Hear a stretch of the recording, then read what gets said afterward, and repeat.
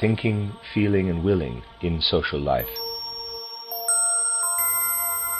In our last 3 meetings here, I took some time to describe this building, both the process of its construction and the goal connected with it.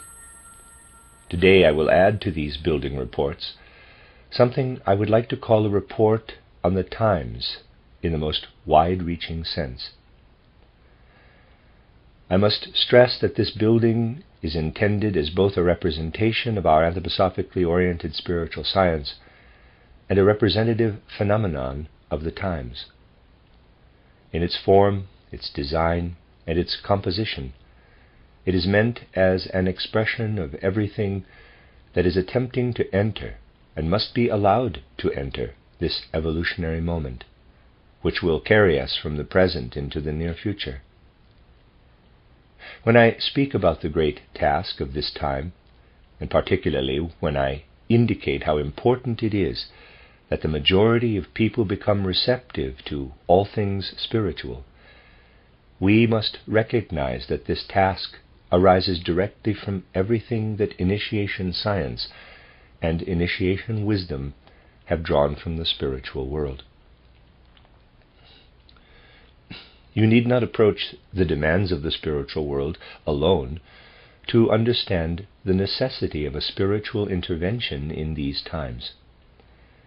In one of my last lectures here, I spoke to the fact that even in its outer forms, the world is visibly undergoing a vast reorganization. Nearly everyone in the world today can see that recent events have given the English-speaking people dominance over the physical earth. We will not be discussing this shift in power today, but we will speak, and have already spoken, about the fact that this shift is accompanied by a certain feeling of responsibility, a feeling that tells us clearly, there, in the moment, it becomes possible to exercise power over the world.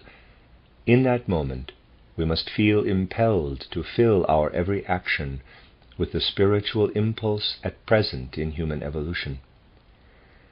Not to do this, or not to desire to do this, is to bring about the downfall of human evolution. It is not a pointless exercise in these times to consider reports about past events, and of all the various reports that could be laid out here today, I would like to present this one to you. A particular confluence of events occurred in 1870. A clear-thinking man living in a German city gave a talk at almost the same moment that the conflict broke out with Sudan. The people in that city had not yet heard of the conflict. This man, whom I referred to as clear-thinking, gave a talk in which he foresaw certain victories that Germany would achieve in that conflict. In this talk, the foretelling of this victory was accompanied by a demand that the victors undergo a spiritual deepening in the wake of their success. And soon after the foreseen victory had been achieved, this same man wrote an article about the necessary evolution of the age itself. In this same article, which was written almost 50 years ago, there were many noteworthy things that lead to 2 separate considerations. First of all, the article speaks to the necessity that people avoid 2 different, imbalanced ways of looking at the world. One imbalanced worldview consists of turning toward only the abstract spiritual, and the other consists of turning toward the consideration and adoration of only the material. And then this man demanded of his contemporaries and their successors something he referred to as, in quotes, ideal realism. You can see that such a demand came at a time when people longed for a renewal of spiritual life. But if you follow everything that resulted from this longing for a renewal of spiritual life, you will discover just how incapable people were of finding a way to establish a connection between spiritual and material strivings, a way to bring into reality the concept of ideal realism.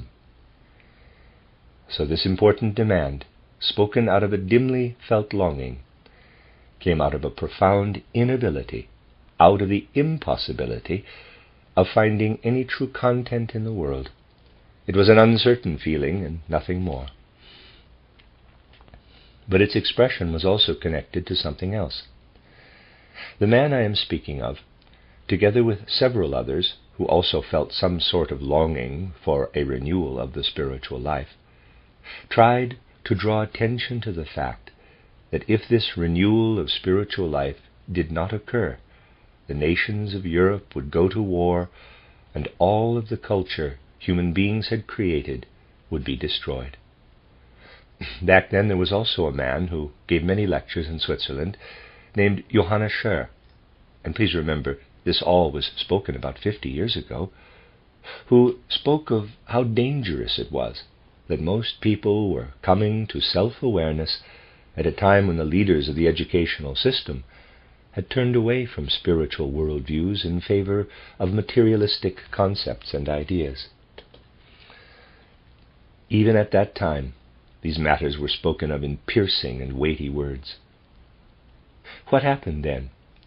Then came a time in which a wave of materialism fell over all of Europe, a time in which people considered it acceptable to ignore the great danger that lay in not thinking about or desiring spiritual intervention.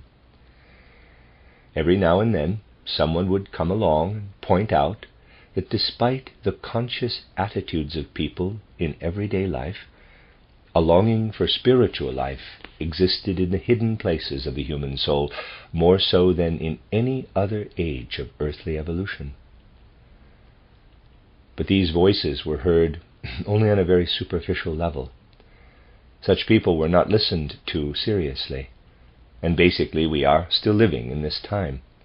The terrible occurrences of the last 5 years have penetrated deep into the souls of the European people, so much so that their thoughts and feelings are connected only to outer results, and they are not willing to accept what we all must accept if we are to speak meaningfully about the future evolution of humanity on the earth.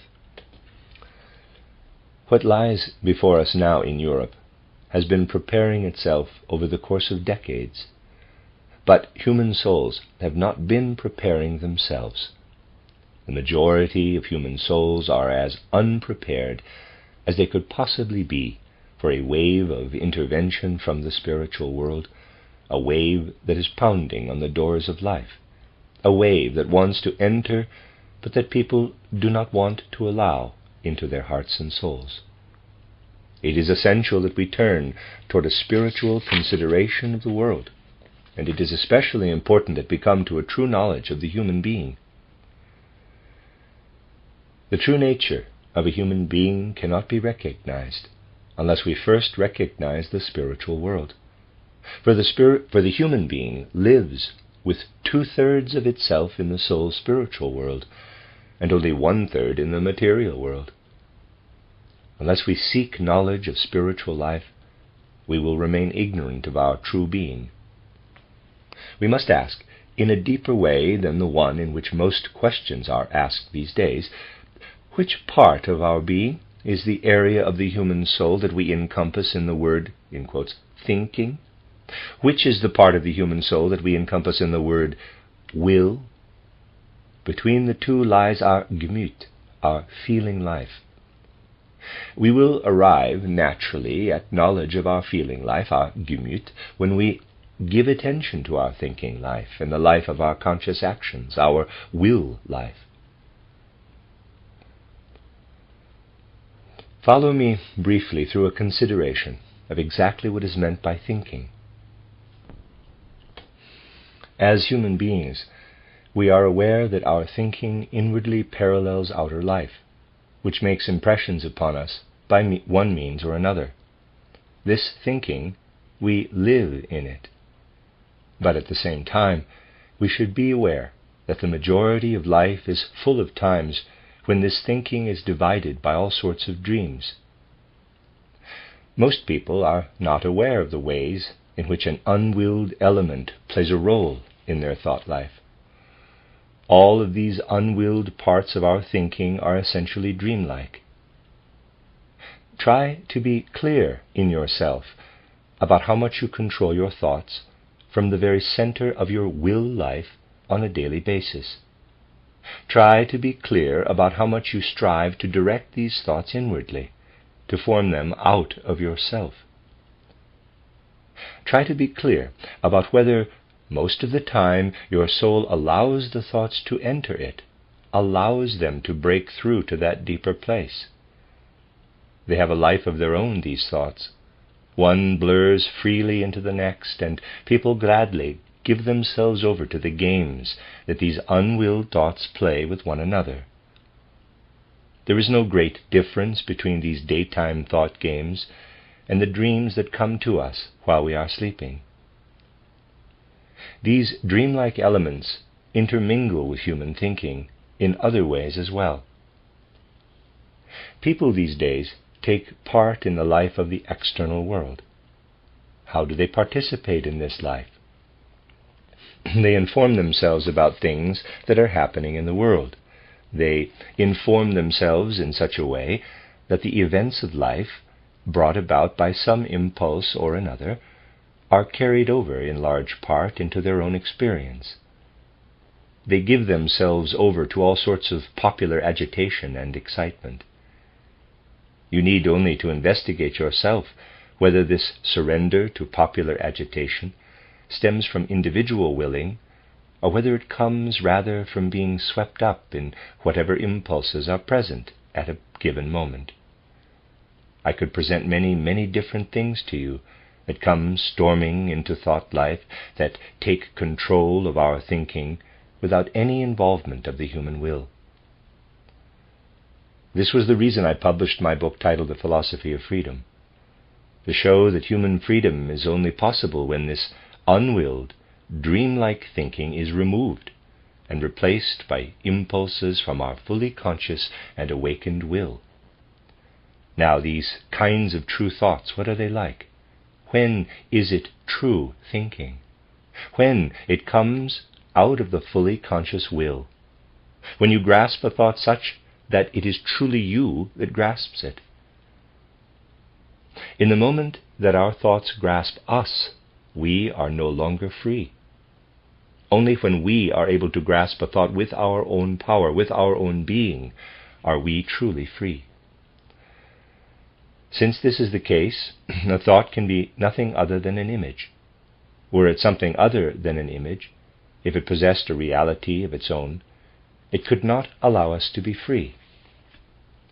Everything that has a reality of its own sucks us into the whirlwind of that reality.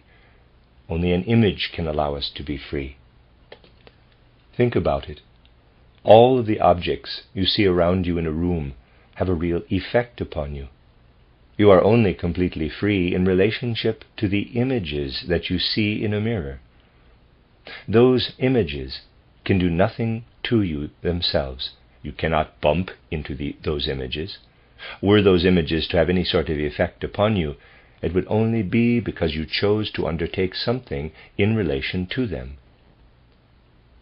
If a fly lands on your nose, even though it is only a very small organism, you are not free. You move reflexively. This is the case with all things in reality. You are only free in relation to those things that you perceive as images, things that have no actual reality of their own, things that are simply images. Why are our thoughts made up of nothing more than images? To answer this, we need only to recall something that you can read about in my title, Outline of Esoteric Science, namely, that human beings were once connected with a previous incarnation of the planet Earth, an incarnation that we call the moon evolution. If you read through everything described there about moon evolution, you will say to yourself, quote, during moon evolution, humans were connected with entirely different forms of being and entirely different forces of nature than the ones we encounter now during Earth evolution. Close quote. Humanity has moved through this period of moon being. Its after effects are still present on Earth. Humanity evolved out of its existence on the moon into its existence on Earth. And if you read what I have described there more exactly, you will say to yourself, quote, during moon evolution, humans did not yet think in the way that they now do on Earth, close quote. Back then, people lived in a realm of unconscious imagination. And this unconscious imagination was not integrated into their will, just as dreams are not integrated into our will now. Thinking was first integrated into the will after a long period of evolution, one that we are still gradually moving through in this fifth post-Atlantean epoch. What we now experience as thoughts developed out of what we experienced as pictorial images in our souls during moon evolution. Let me read that again. What we now experience as thoughts developed out of what we experienced as pictorial images in our souls during moon evolution. If you consider this very carefully, you will also come to see that everything that creeps into our thinking, such as the dreamlike things I just described, is a carryover of what people experienced in their soul life during moon evolution. When we surrender to the rapid motion of our thoughts, allow our thoughts to give form to our will, allow dream-like things to play games in our thinking, in these moments, the conditions of moon evolution are, in one way or another, at play in our thinking life. As you can see, the influence of our previous existence on the moon extends very, very far into our everyday thinking life. You can detect it everywhere, the way your thinking, your imaginations, are intermingled with the unwilled element of those things that simply occur to you and zip through your mind. This is a carryover from moon evolution. It is the case, therefore, that we have two different forces within our beings, working directly against one another. The first impels us to control our thinking with our will, to become free in our thinking life. The second constantly tries to disrupt this free thinking with carryovers from moon evolution, a luciferic element. A luciferic element is part of our everyday thinking life. We cannot banish it completely. We would have to banish from ourselves everything that we were not yet able to arrive at through our free-willed thinking, and yet we must always strive for new knowledge. We must be conscious of this and clear that this is the case. It is nothing more than empty words to say that you want to escape Lucifer's influence altogether. This is nonsense, for the luciferic element always plays a role in our everyday thinking. If you want to stand and meet the present demands of human evolution, then you must have the goodwill to know that both forces, the true earth forces and the luciferic forces, are constantly at play in your soul life. Only then will you achieve a real understanding of what truly lies within the human soul. I would like to say that in describing this, I have provided a rough sketch of one pole of the human soul. Let us now consider the other pole, the one that lies nearer to our will life. Of course, the will also plays a role in our thinking, but thus far we have only discussed thinking penetrated by will forces. Now we must consider willing penetrated by the forces of thinking. How does our will, which then transforms into actions, play a role in our everyday life? We can come to an understanding of this by taking a look at the connection between the actions we take every day and the whole cosmic being. Think about this for a moment. When you take a single step, when you move from this location forward to this location, steps forward, you actually alter, although in the most minuscule way, the gravitational conditions of the whole earth. When you step here, steps backward, you move to a different location than when you move here, steps forward. You influence the gravity on the earth differently when you step here, steps forward, than when you step here, steps backward. But if you properly consider that you influence the gravity of the earth just by moving across its surface, you will also come to understand a different sort of influence that you exercise upon it. Consider for a moment something that is part of the natural world. For example, when a branch grows out of a tree trunk, this branch has a particular relationship to the earth as a whole, just as it also has a certain relationship to that trunk from which it is growing. It has a particular gravitational relationship to all of the earth. The earth and the branch taken together constitute a unified whole. If you were to break that branch off the tree and lay it down somewhere nearby, you would alter the gravitational conditions of the entire earth, if only in a very small way. The tree would sway less in the wind, and the broken branch would rustle a little on its own in some other location. You would change the gravitational conditions on the earth differently if you were to lay the branch here as opposed to over there. This is something that you bring into the world through the very fact of your being. So far, we have only discussed the relationship between your human form and the surrounding world. But you have other influences on the world. For example, you can make something out of this tree branch. Let us say that you consciously and artfully form this branch into something that can then be put to some sort of use. To do this, you first think about what the form should be, and then you cut away everything that is not part of that form. Now you are exercising an entirely different kind of influence, one that does not involve breaking the branch off the trunk and putting it on the ground, but one that actually involves giving a different form to something nature created. Just think how much human beings do in this artistic or technical way.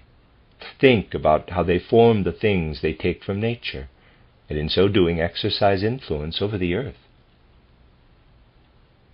And I ask you that when people do these things, when they alter the natural world, when they form machines and pieces of art from the things they take from nature, do they do this with their thinking?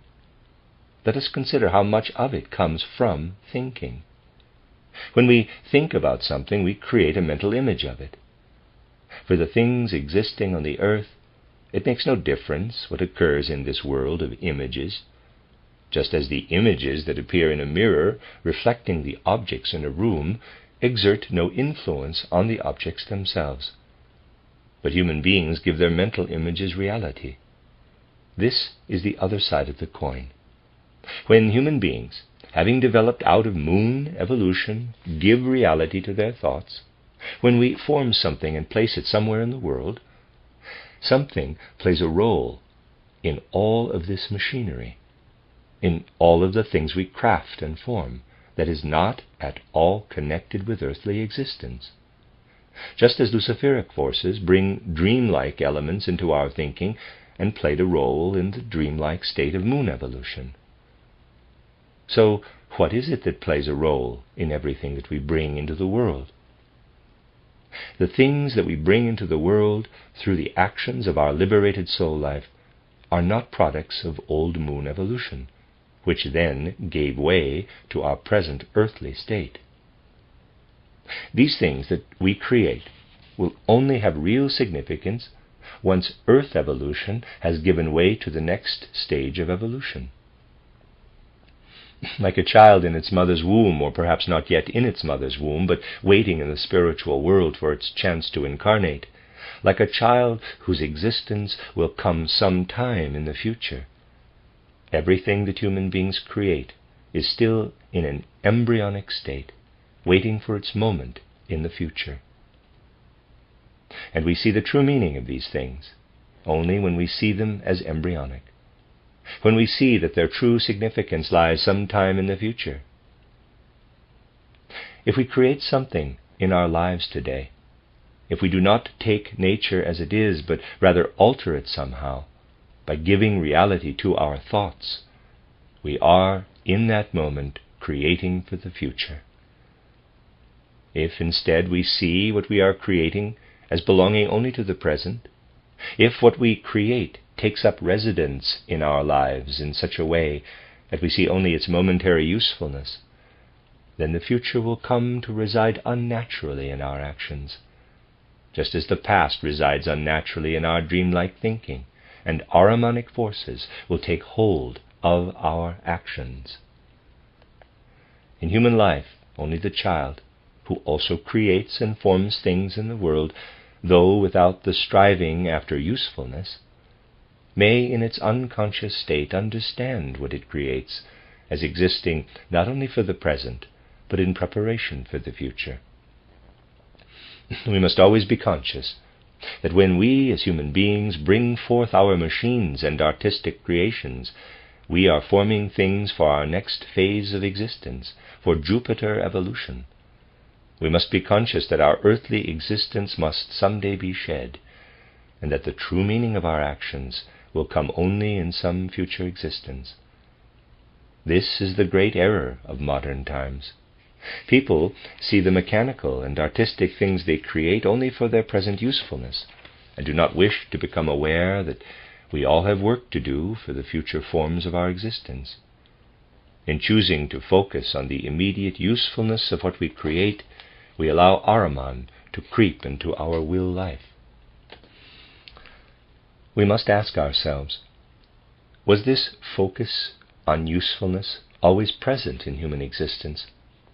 It was not present as such during the times of ancient Greece, for example, and in earlier cultures. During those times there was still awareness, if it came from a kind of atavistic clarity, that a human being had an existence beyond an earthly form.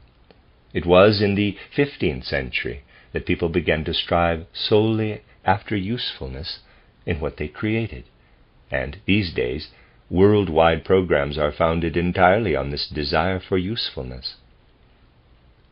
Just as it is impossible to entirely remove a dreamlike element from our thinking life, it is also impossible to entirely remove this striving after usefulness. Therefore let no one utter the empty phrase, quote, "I want to escape from all Ahrimanic influence," close quote. That is nonsense. It is impossible. Ahriman plays a role in all of our actions, with the exception of what we do as children, when we have no goal, no desire for usefulness, when we do everything simply because we want to do it. In all of our other actions, we can only strive to achieve a certain kind of ideal. How can we do this? We must be clear that there are two forces at play in our present lives as human beings. What forces? One is the force that causes us to act out of a desire for usefulness, but the other is as follows. Whenever we undertake something in life where we do not allow ourselves to be tugged and pulled about like a puppet, whenever we do something without being in this puppet-like state, then something else always accompanies our actions. We become more clever, we grow wiser, we are able to do whatever we just did better after we have done it. This is the other force within us.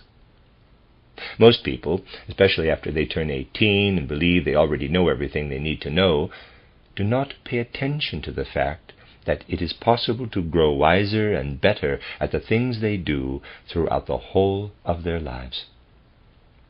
The first force within us is our drive for usefulness. The second is ongoing self-development, which causes us to pay attention to all that we do, that we might then observe how we can improve our human existence by doing this or that in a certain way. The force that influences human existence in this way has a very different effect and significance than our simple sense of a thing's usefulness in a given moment. Let us examine this in light of a very, shall we say, distinguished example. Let us consider the paintings of Raphael. Raphael worked on his paintings during the span of a very brief lifetime. At some point, there will come a time in the future when nothing will be left of Raphael's paintings. There will perhaps be reproductions of them, but nothing directly connected to Raphael himself.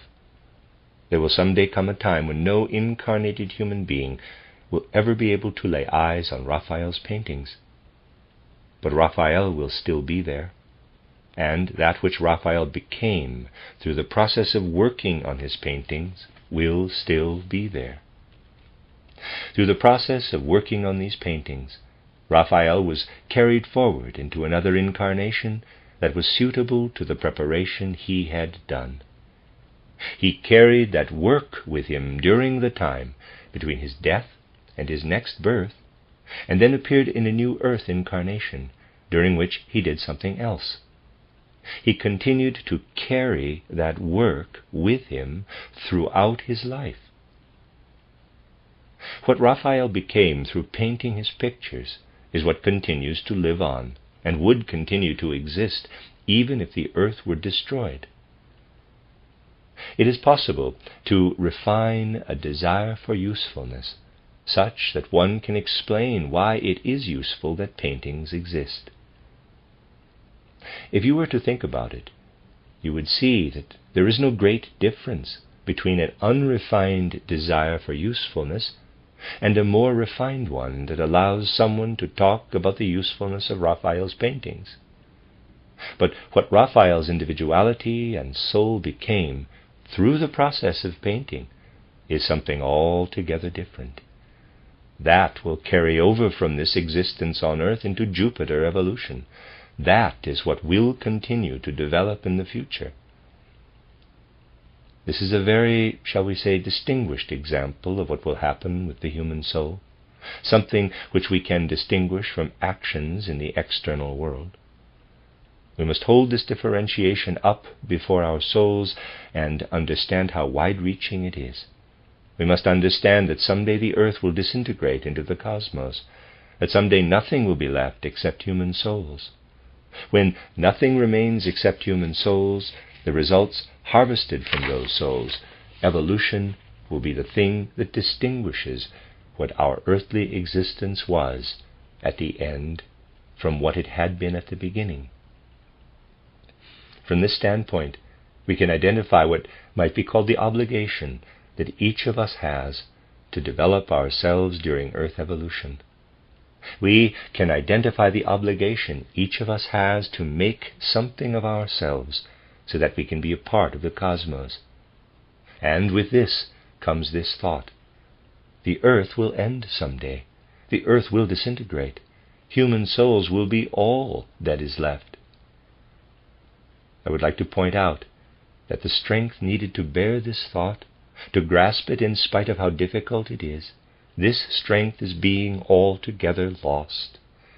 And as it vanishes, earth evolution will cease to have any meaning unless people can find the strength to bear a spiritual understanding of the mystery of Golgotha. For at the heart of the mystery of Golgotha, if it is understood properly, lies the seed of thoughts like this one, thoughts that arise from a true spiritual perspective. Just think about that very popular saying which the evangelists attribute to Jesus Christ, quote, "Heaven and earth will pass away, but my word shall live forever," close quote. What Christ gives to the human soul will remain, will continue to be there, even after the earth has ended and split apart in the cosmos. Now I ask you, and here I return to my report on these times, can the interpretations of the mystery of Golgotha that religious teachers and theologians have made over the years still offer us the needed perspective? No, that is altogether impossible. Even the theologians and religious teachers have become materialistic. And a materialistic understanding of the mystery of Golgotha does not hold sufficient meaning for all of our existence on earth. Anyone who is serious about Christianity these days, I have said this from other perspectives in the past, today you hear it again from a new point of view, must seek a spiritual understanding of the mystery of Golgotha.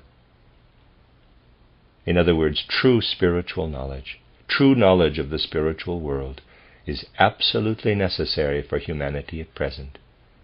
As I mentioned at the start of this lecture, for 50 years people were powerless to imbue their ideal realism with any true reality.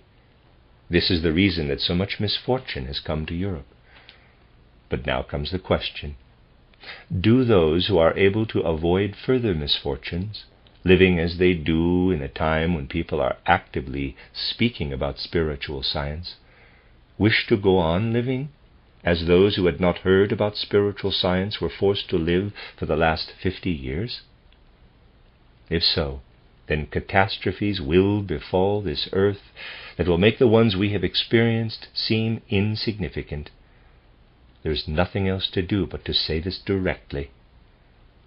When people demand a renewal of spiritual life, when people demanded a renewal of spiritual life 50 years ago, they were not able to achieve it, because its time had not yet come.